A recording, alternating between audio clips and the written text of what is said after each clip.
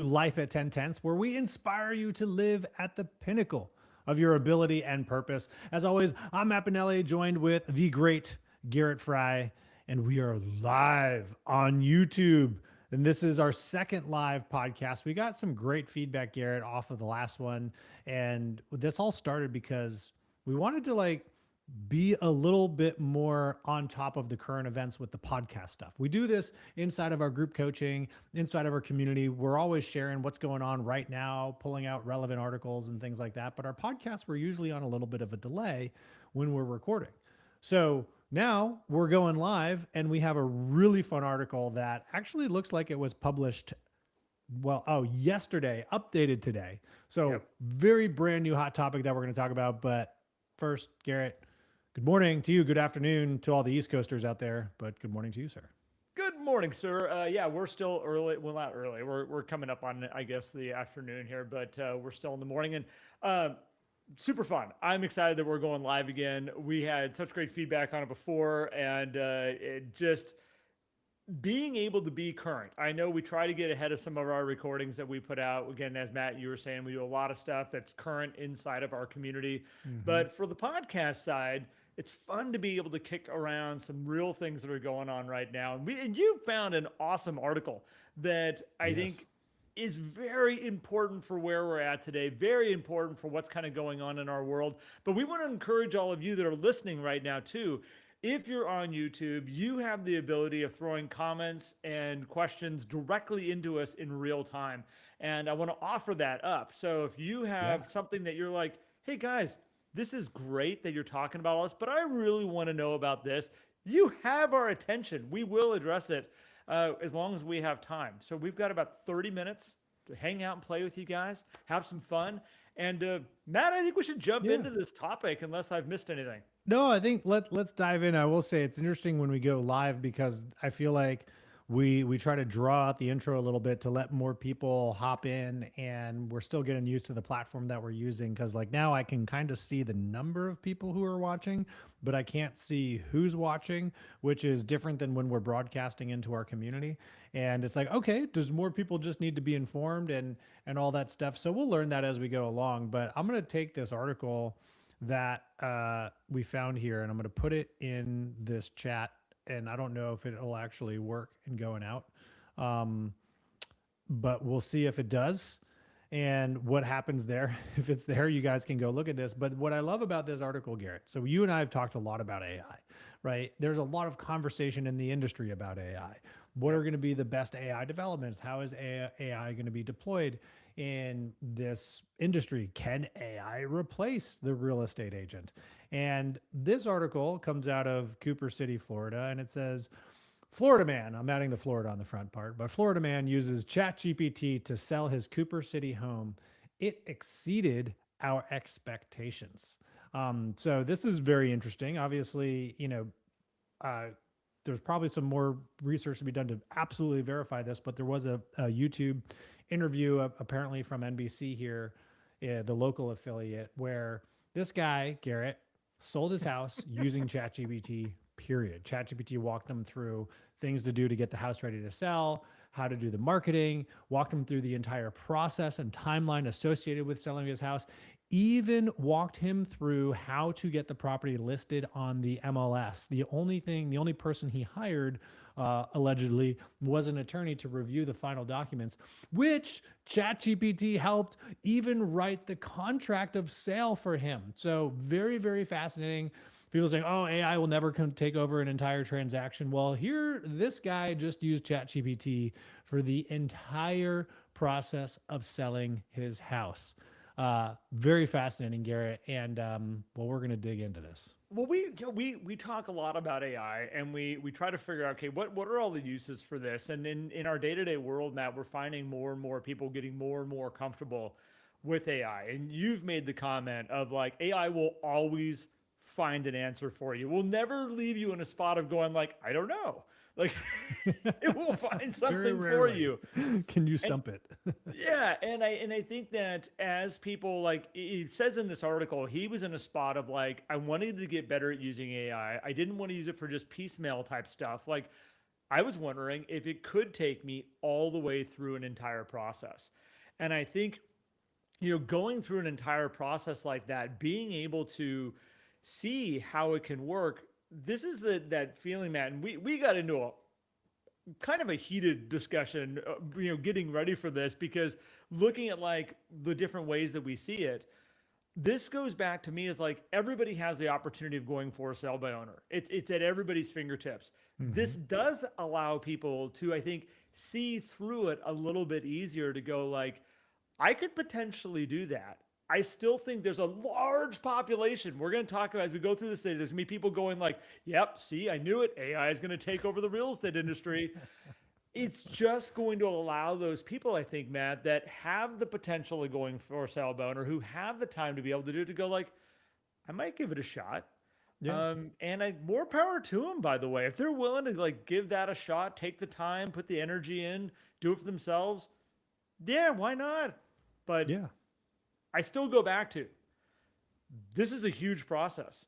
Even with the help of AI, there's a lot on the line. There's a lot of risk. And I think this is where some people will say, I'm not willing to take that risk. Well, let's talk about what kind of happened here, what this article is saying, because you Yep. mentioned process, Garrett, and the gentleman here, Robert Levine, who decided it was finally time to sell, said that the most important thing that Chat did for them was build out that timeline. Build out a timeline and say, hey, here is the structure of what you need to focus on in selling your home. Here's your marketing phase. Here's this phase. I'm assuming it went into this level of detail because it said it even helped us coordinate down to this is when we need to start packing our house in order to then move in time for the closing. Right. And so there's a lot of things that came in here. They even, ChatGPT recommended which rooms in his house needed to be repainted, how they could boost curb appeal, even pricing and the marketing in there. And it said everything turned out to be good timing because they listed on a Tuesday. Within 72 hours, they had 5 offers and they held an open house on Saturday. But by Sunday morning, they had a signed contract, which was also generated from the help of ChatGPT. He did hire a lawyer after that to just review the contract and other legal documents, but the AI assistant did everything. And he said that we estimate that leveraging these AI tools will save us about 3% of the total sale price, which in our case is meaningful money. I mean, you take the average or the median sales price in the US is $400,000. You're talking about $12,000. He's saying, I don't know how much, what price his home was sold for, but for a median home, the median homeowner, the median seller in the US right now, Garrett, saving $12,000. That is an interesting, it starts to just turn some wheels there. And I mean, it's not anything new. People who go FISBO think about this all the time already. And Yeah. we know that over 90% of buyers and sellers do use a real estate agent. So is this even something we should be worried about? I do think it's something we should be paying attention to, but not worried about per se. And not about what can it do today, but what is this going to do in 2, 3, 5 years? Well, this is why I look at this and go, okay, so if the general public is more comfortable, let's say, using these tools and going down this route, what this goes back to that I've been saying to a lot of realtors for years is, one is like, do you even understand what your value is? Like, first and foremost. And the scary thing that I've come across a lot of times is I don't feel like realtors have given me great answers on that. There's been answers that I'm like, you need to go back and really take a look at your business so that I understand what your value is. Because if you're listing my home and your job is to find me a buyer, we have missed the mark. Like, that is not what I'm paying you all that money for, because I can go put my house on the marketplace and put it out there and potentially find me a buyer. But I think these types of things, when people have the routes to be able to go do this and find ways to do it on their own, what it causes the industry to do, and I think everybody should be thinking about this, is, one, understand your value, but then also, can we raise our value? Can we bring more value to the table? Can we improve our services so that we can make it easier for people? And again, a lot of these tools, we're going to use them too. The realtors are going to use them also to make your world easier. And I think it's just, again, going to allow an evolution, I think, is one of the words you said, Matt, before we were talking. It's going to allow this industry to evolve maybe into something different than it's been, maybe a different level of service. But I think it would Is there a good amount of people out there that look at that $12,000 and say, okay, would I pay myself the $12,000? Would I like to keep that in my pocket to do some of this work? And I think there's going to be a good part of the population that's going to say yes to that. Yeah. Well, the Um, question is, I mean, if you're going to look at it from a, um, let's say, rational perspective, which none of us actually think rationally, uh, you would do the math and say, okay, what are my time is my time worth? What do I have to give up? And what is the value of that? Am I giving up $12,000 worth of time and stuff and things and other investments I need to make into preparing my home, like taking photos, doing the painting, which arguably you might be spending the money on anyway if a realtor recommended you to do that too. yep. Um, where does the math fall, right? Because do you actually save the 3%? In what case what he was saying, or is there a little less than that? Even if it's 1%, is it worth it at that Yep. point?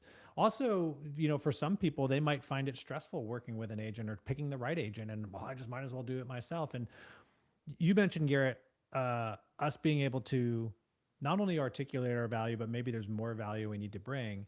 And the first step in that, I think, is exploring and understanding what value does the consumer want to receive, right? And I know people will be like, yeah, but like Steve Jobs, created the iPhone and he said, people didn't know what they wanted until it was created for them. Okay, great. But you are not Steve Jobs. And this is a service industry, not a product industry. Yes, maybe you can come up with something crazy that people didn't even know that they wanted and it'll be amazing.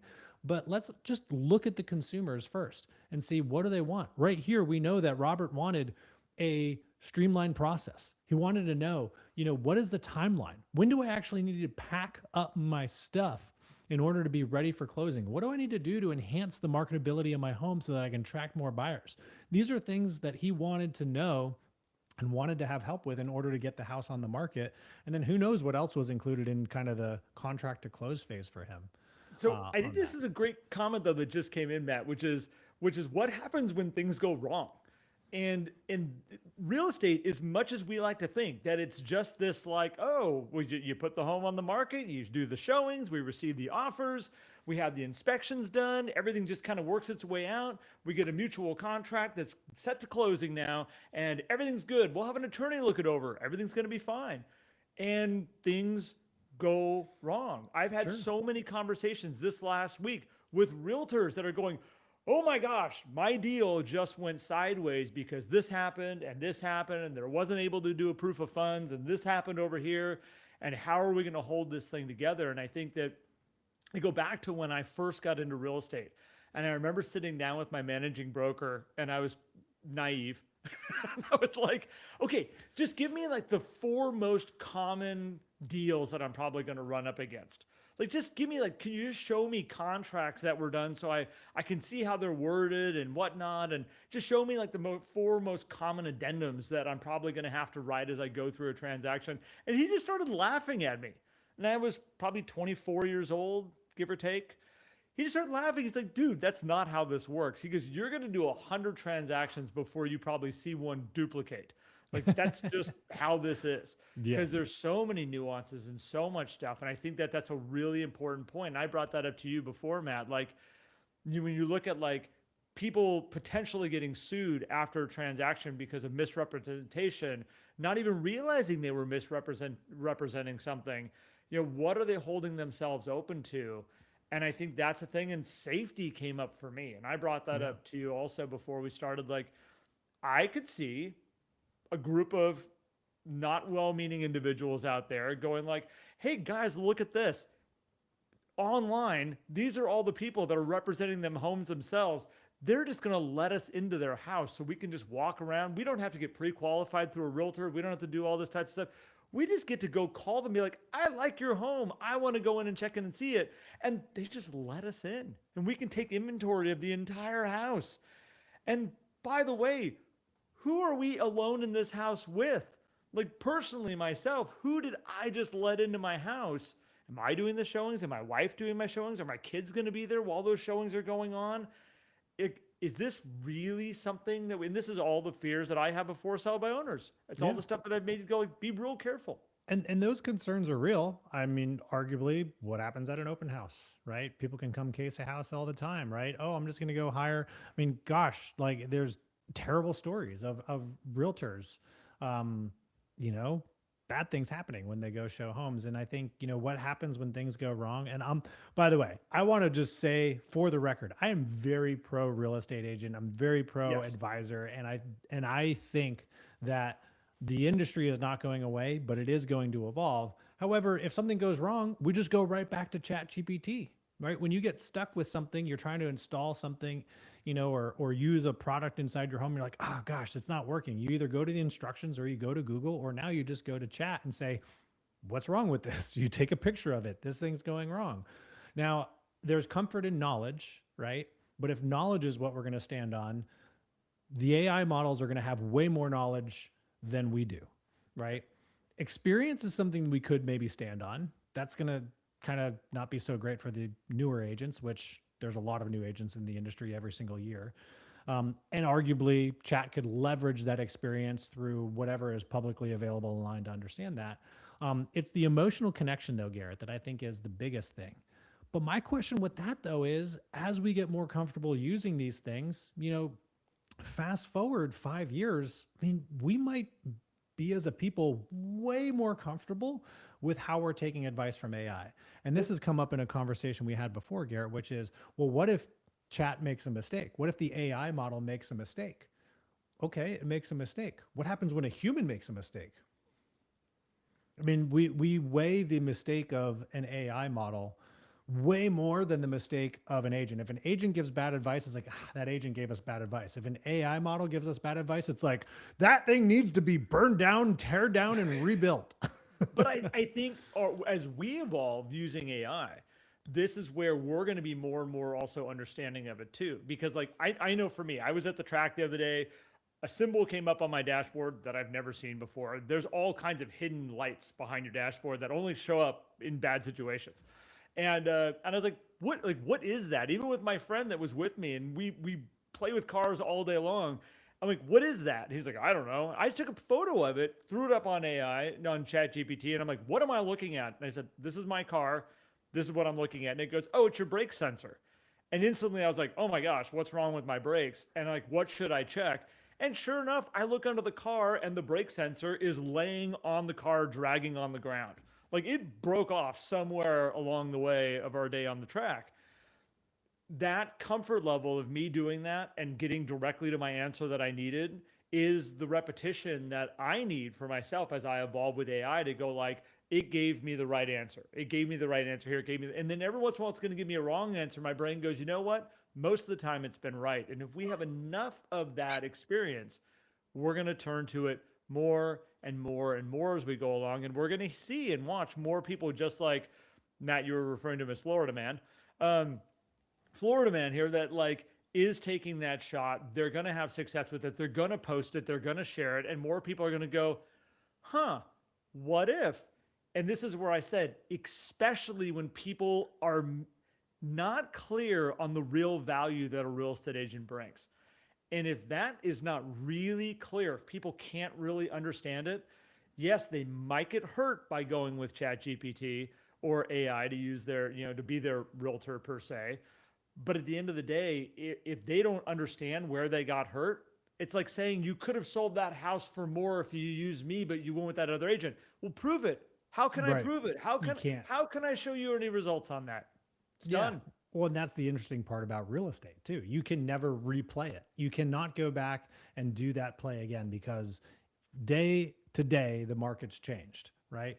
Day to day, the weather could be different on listing day, which could impact the number of people who are actually out looking at homes. Like there's so many things that play in that even in that weird minutia that we don't really see. But I think the other side of this is, if we're just going to say, well, the humans are more valuable than the AI, like that's not the value proposition, right? No. When, like that's not going to work. And because we were talking about like mechanics and things like that, before, and I think there's value in having skilled labor into doing something, right, which saves people time. There's also the tools and everything that comes in there. When it comes to service, there is skilled labor there. However, consumers the thought process is a little bit different. Like if I wanted to change the brakes on my car, I know that I probably could do it if I learned, but in my mind, I'm like, but I need to buy the brakes. I need all the right equipment. And then I need to take the time. And if I don't do it right, I'm driving a car that might not stop, which is a big problem. Like I'm thinking about life and death in that scenario. When I think of a service of like, well, could I sell my house on my own? It's like, well, I don't really need to buy tools or equipment. There's probably some skill in there, particularly on the negotiating side, but am I willing to risk it to save myself $12,000? And if I mess it up, nobody dies, right? I mean, unless the wrong person comes in for a showing, I guess. But like I didn't mess up the brakes to the point where I couldn't stop at the red light and I get T-boned, right? That's not going to happen in the sale of my house. And I think that's what a lot of consumers are thinking, and it will evolve in more and more people. And I don't think this is a will everybody go use AI versus a realtor, but like how much percentage of homeowners or buyers need to not use a realtor in order for it to make a massive financial impact on the industry? 5, 10, 15% of people? Is that, 400, 500,000 homes not being processed through a brokerage? Would that sink a already, very, very narrow margined brokerage industry? Maybe it could. And I think going back to this, Matt, is what you were talking about is like, this is an evolution. And I think that there's always going to be that side where we want to have a trusted person that we can sit there and talk through the emotional side of real estate. And Matt, I brought it up to you where I said, I think most transactions that are happening in real estate are because like we don't have 6 months to go. Like, wouldn't it, we have all this time frame? Maybe in certain marketplaces we get a little bit longer time frames, but I feel a lot of sales happen in more of a little bit of a time crunch where it's like, we really kind of need to be done by this time. And if it's not done by that time, there's a problem. Like I have a job I got to get to. I have something is changing. We need to be in a certain school district by a certain time, whatever that might be. There is a deadline there. And I think when those deadlines are there and we're dealing with a lot of money, I kind of want a real person. But here's the interesting thing. I've been using AI a lot in the medical industry, like health industry recently.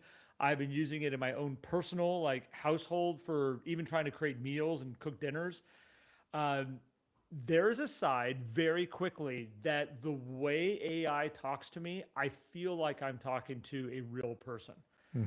They have crafted it very, very, very well. And there are moments that I'm standing there with a doctor who's telling me this is what's going on. And my brain is going, yeah, but this is what I heard. And I'm actually feeling like I'm leaning to the AI more so than the doctor's in front of me who's going, yeah, but this is what we're dealing with. And after being done with it, the doctor was right. Let's just say that. Like AI was not right in the situation. AI actually gave me some weird advice of what potentially was going on.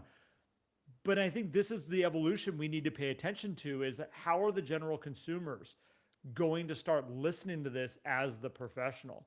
And we need to be very aware of that. These are the things that I think conversations need to start happening way up front about how can we use AI with our clients, not as oh, great, they're using AI, almost like how we did with Zillow years ago. Oh, crap, they went on Zillow. It's like, no. How can we do that together? And go like, okay, let's look at Zillow. Let's bring that information in. Let's bring this in. And we all need to look at all the stuff in front of us right together. And I think we have to embrace it that way. We're already watching people, Matt, that are using it during the transactions, and it's causing some issues. It is definitely causing some issues over who they thought the professional was. Yeah. Well, I mean, we had that one instance in our group. They had the buy side where they wrote an offer and then the seller decided to take the property off the market because according to the listing agent, ChatGPT told the seller that they should be $100,000 higher, right? Now, all that depends on what you're feeding into it, because even during the podcast that we recorded on that, I went into chat and started asking it questions about listing my house. And I was like, actually, this thing's not doing a too shabby of a job right here. And, if the agents, this is where I think people need to go, is really understanding how do you then help somebody or yourself use, because if more and more people are going to be using AI, like the next level of home searching, and even the way it's going to be integrated into MLS and the tools that real estate agent uses, right? How do you then use that in a way that helps you enhance the service for clients, which is the big thing, because eventually people are going to be comfortable with it, and agents are valuable. So I'll tell a quick story. This is not AI related, but you talk about AI being wrong versus an agent or a doctor. Well, my brother-in-law is selling a house because he got a job transfer and they had to move quickly, right? And so the agent they bought the house with is helping him sell the house because they have to use their corporate relo person. And they're having a problem because an appraiser came in and measured the house. I think it was like 400 or 300 square feet smaller than the other appraiser. And that smaller size was smaller than the size of the house that they bought, right? Oh, well, we have a problem with the appraiser. We need to do this. All this whole process of bringing in new appraisers. Turns out the house is actually smaller.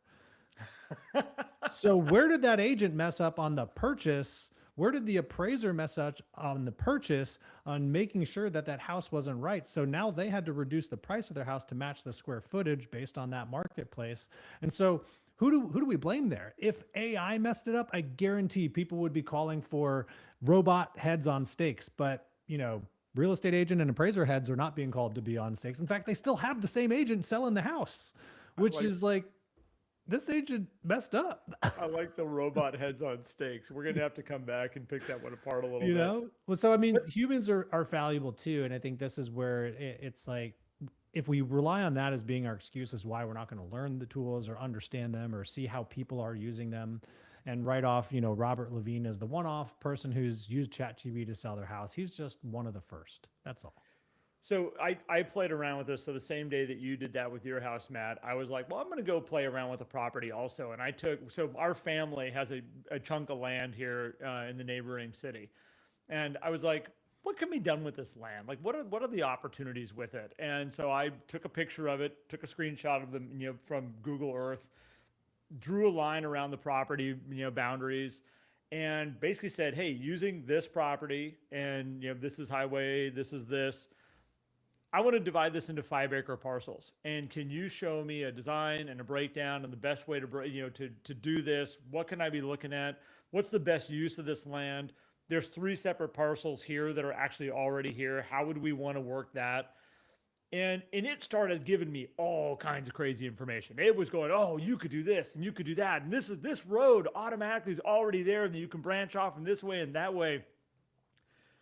When it got done, I said, great, can you show me a map of how this would all be broken out and what it looked?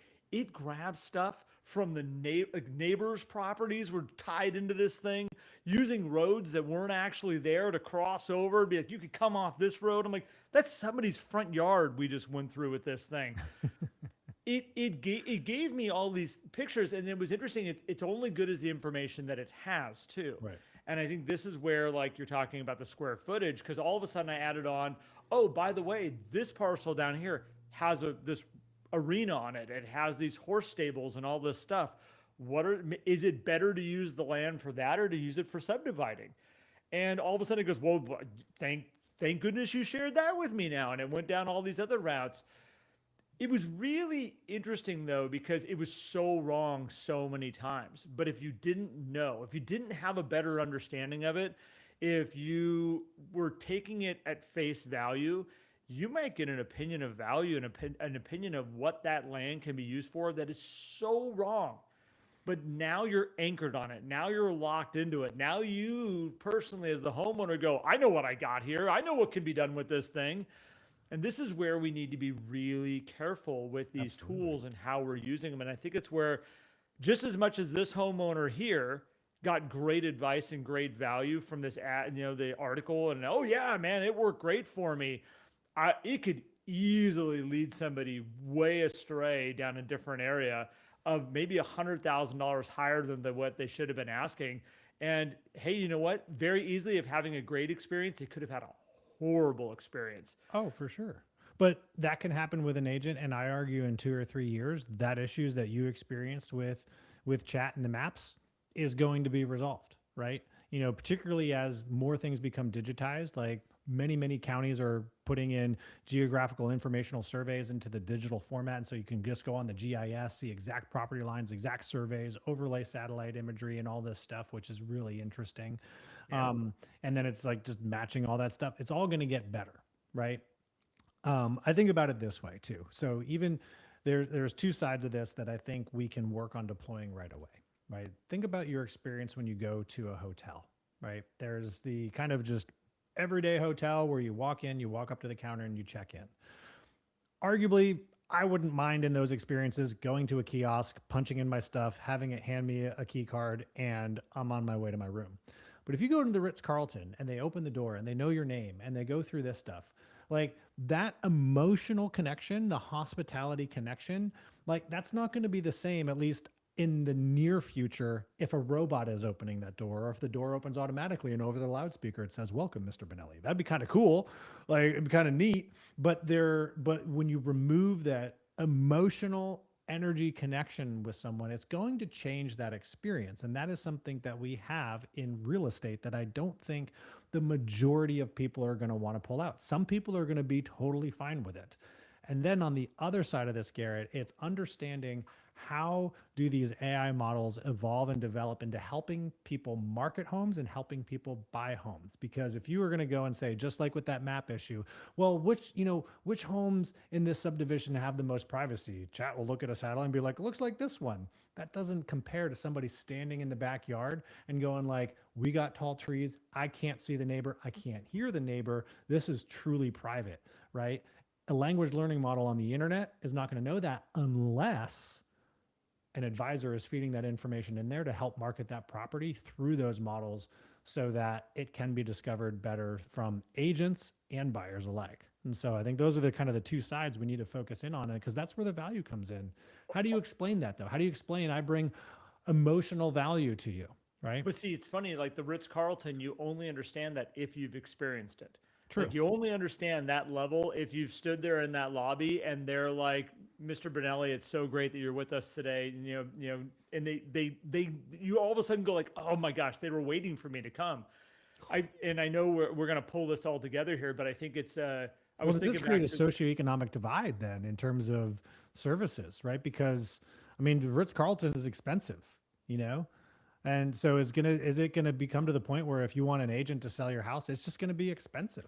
So I go back to renting cars. There was a point in my life that I rented cars all the time. I was on the road a lot, traveling, and there's a car company that came out. I don't even know if they still exist, called Silver Car, and Oh, yeah, I all they remember rented were Silver Car. silver Audis. Yeah. That's all you could get.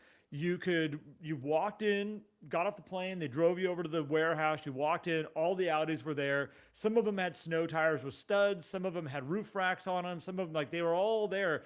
And I just would go walk up, scan the barcode on the window. It would, "Garrett, we're so happy. How was your flight?"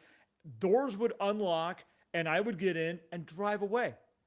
That was it. That's all I had to do. Didn't have to talk to a kiosk, didn't have to talk to anybody. I loved it. It was a wonderful experience.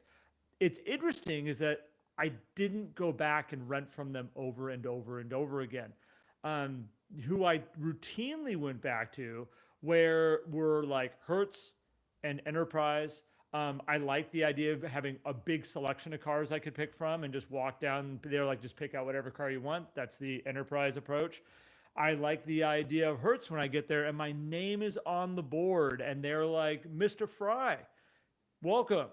This is your aisle right here. Walk on down there. Your car's in this state. It's all set up, ready to go." And I knew that it was taken care of. There's just a different level there. That's who I routinely went back to over and over again, even though the other one was completely automated and took care of it for me and I didn't talk to anybody. But was that We because like of human location interaction. dependency mostly? They just weren't in enough locations, and so it just you became more comfortable because you knew there was a Hertz rent a car anywhere you'd go. I did so many travels to Denver and that was the place I would go to the most. And it was funny, I didn't always go back and use it there. I could actually think of the other company that I'd go to right now. I can't remember the name, Yeah. but I know exactly where they are and what I would use them. So I think it's an interesting thing is we like human interaction. It is something that I know that all this stuff can be replaced, and we're seeing all that happen. But there are these places where we do like to have the human interaction. We like to have that real person sitting in front of us. And Matt, as this evolves, it's going to be fascinating to see what are we willing to let go of. What will we let go of for a little while and try it, and then go, meh, it was good. Yeah, we can do it, but I wish I had this. And right now it's sharing the wins and the good experiences. And it's interesting. I'll be curious to see the people that use it and maybe have the experiences of like, I think I screwed up. I think I screwed up by doing it that way. And we're not seeing those yet, but I also don't think enough people are doing it. Right now, it's going to be the people going like, it worked. Yeah, I think we got like about, I mean, I don't know. This is just all looking at the way the AI models are advancing, probably about 2 or 3 years before it's like people are going, oh, like this is like really, really coming. And I think about it from many different things. So even from the human experience standpoint, like Airbnb versus a hotel, right? And I think there is also a human experience that happens through a digital platform. Cause like I've rented cars on Turo a lot. I don't as much anymore because the pricing has changed. And a lot of people, I used to rent my car on Turo too. The experience is kind of degraded, but I never really interacted with a human, but I always did through the app. Like there was always a human on the other side. I could tell, and it was fun. It was exciting. It was way more than going to Enterprise. I get to pick the exact car that I want. I could go drive a Maserati for the same price as renting a Civic from Hertz. Like this sounds great. And I think Airbnbs are a very similar thing. There's a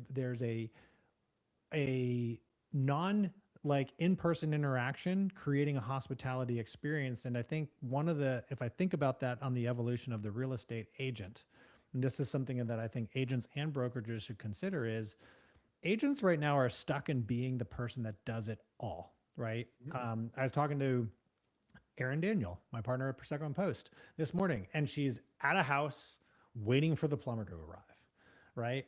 On a final walkthrough, and like, oh, the sellers didn't clean the house and all this stuff. And it's like, okay, so how do we help real estate agents evolve into being the director of things so that you have all the tools at your disposal? Because that's going to eventually be the hurdle for individuals selling their house on their own. Because right now it's kind of cool to use ChatGPT as like the guide and all that stuff, but as new tools and all these things emerge, and having somebody make that phone call and do these things, which AI will probably be able to do, but then it's going to start to get more expensive, right? Because there's going to be this platform and that platform, and this is where it gets consolidated into brokerage or agents in kind of controlling and directing some of these things. And if you can become a director, somebody that somebody can hire to integrate every aspect of what we need for this transaction to get it done smoothly and keep my stress low, and I get this emotional connection with you, that sounds amazing. And then the agent's stress level goes down because they don't have to do everything anymore, but they get to be the director, the integrator of the entire process. And I think that's where Garrett, we've been needing to move in this direction for a long time. Yeah. And maybe this is going to be the final thing that pushes people to actually move in that direction. Well, and I think that again, going back to Turo for a second, like you said, you stopped using Turo, and obviously you said for financial reasons around, well, yeah, the selection is, and it depends on where you go. Sometimes I use it, but Hertz has also stepped up their game where it's easy for me to just get in the car and go. I remember telling you the reason I stopped using Turo is that I can leave a rental car at Hertz with a empty soda can in the actual cup holder, and they're like, "Did you enjoy your car?" And I'm like, "It was great." And they're like, "Great, go. You have a good flight. Get on out of here. You're done with this car." I could leave wrappers all over the back of the entire car if I want to. I left a soda can, empty soda can, just on the floor behind the seat.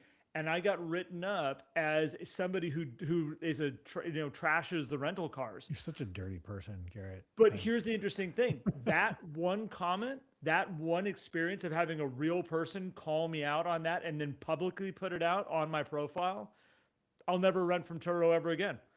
I didn't want to be called out. I would much rather go and just not have to worry about it. Go rent that car, and I think.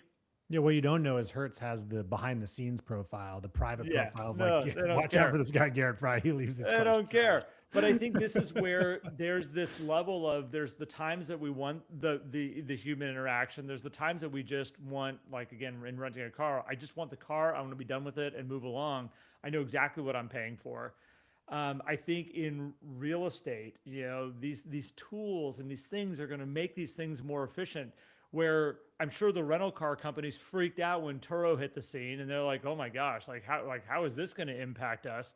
And there's goods and there's bads to both sides. And Yeah. just as everybody's learning about all these tools, we're learning right now about the wins and the losses, the goods and the bads. And then at the end of the day, it did make Hertz probably look at their platform and go, what can we do better to fill the void of what these people are looking for right now? What are they looking for, and what do they like about Turo that maybe we're not doing? And do we even want to compete with it? Like, is it really a competition for the type of person that uses Turo to the type of person that uses Hertz? Maybe it's not. Maybe we're trying to compete against something, or it's two different platforms. We might find that with real estate, the person that's willing to do it on their own is not the person that's going to hire the realtor and want that personalized person that's going to be there to hold their hand and walk them all the way through it. And this is where I go back. Understand your value, understand your services, really make sure that your value is understandable to the person. So they go, you know what? That's what I want. Yeah, I know I can probably do it on my own, but I really want it to be taken care of for me and know that I have a professional looking at it. It's probably going to be two different customers as we kind of find that place in there. It absolutely will be. Well, it comes down to this concept in thinking fast and slow, which is what you see is all there is. So I would also be interested, this gentleman, Robert Levine, who sold his house using ChatGPT, did he have a relationship with a real estate agent? Or was there not one, which led him to looking for these options, right? And this is where you can front load and avoid, like, this sounds weird to say, but if you have a great relationship, people may not even look for another way to sell their home. They just know you, and that's what they know. And that's all they see. Then they don't see the other things. Here's the thing though, as marketing and digital media and all this stuff continues to develop, people are going to know about these things. So the question is what are you doing to stay in front of your people, maintain those relationships, evolve your value, and explain and display your value before it comes time for someone to just hop into ChatGPT and say, we're thinking about selling our house? Because after those conversations, ChatGPT is going to post a little question. Would you like me to develop a process and a strategy for you? Yes, I would. Oh, Would here you you like go. to see what a schedule looks like? Yeah. Would you like me to do this now? Would you like to see what it would look like to market your home online? Would you like to see options on where you can display your house? And all of a sudden you're like, in 5 minutes, it's laying everything out for you. And so, but if you're not the first person they go to, that's a challenge. That is a real challenge that we have. And that's why we emphasize so much, Garrett, maintaining strong relationships with your people. And being the go-to resource for them. Because I've already done it, Matt, where it goes, well, why don't you upload a picture of your house and we'll change the paint colors right now? Like, we'll make it look any way you want. My front hallway, we took a picture. My wife's an interior designer. We took a picture and it was like, what do you think? This is the style we're going for. She knew what to say to it, and it came up with this thing. And our front hallway kind of looks like that right now, which is really scary. Well, let's wrap this up, Matt. This is a fun article to go down, and there's so many more pieces to unpack about AI as we continue going. And we're not even talking about how you use it in your real estate business. This is like general consumer stuff and how they're using it, and just what you should be paying attention to out here, because that stuff is happening. That is a real life example that just went down. So, Matt, great topic. For all of you that are listening out there right now, if you want to come and get more inside of what our world is and what we do, we offer group coaching. We have an amazing group of people that join us every single week, and we all get together. We just actually came out of it. We just left that to come here and be live with all of you. And that's an amazing place. You can come check that out. That's called the 11 Circle Inside Life at 10 Tenths. And if you want to get more information on that, go to 10tenths.co, and you can find us there. And if you want to also, Matt and I are personal coaches, and we would love to be able to work with you and your business and help you get to where you want to go and build the life and the business that you have always dreamed about. So with that being said, thank you so much for checking in on our next live episode here. We'll be coming back again. We're kind of fitting these in, just kind of where they feel right. And we'll let you know as they kind of come about. But until then, our normal episodes go out every Monday and every Thursday. And subscribe on YouTube. If you're not subscribed, subscribe on YouTube, and you'll get alerted when all this stuff comes up in the future. So thank you, everybody. We appreciate it.